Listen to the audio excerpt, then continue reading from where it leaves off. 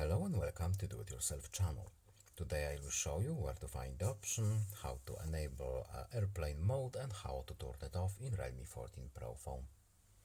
So the fastest and the easiest way to do it is to simply swipe from the very top edge of the phone down, and here we have our shortcuts with airplane mode available.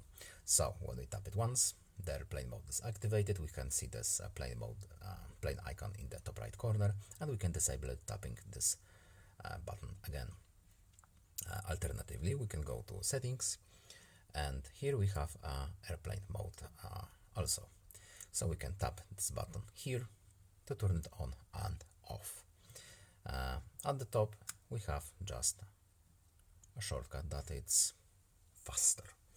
And that's all. I hope this video is helpful to you. Please leave a like and subscribe. Have a nice day and see you in the next video.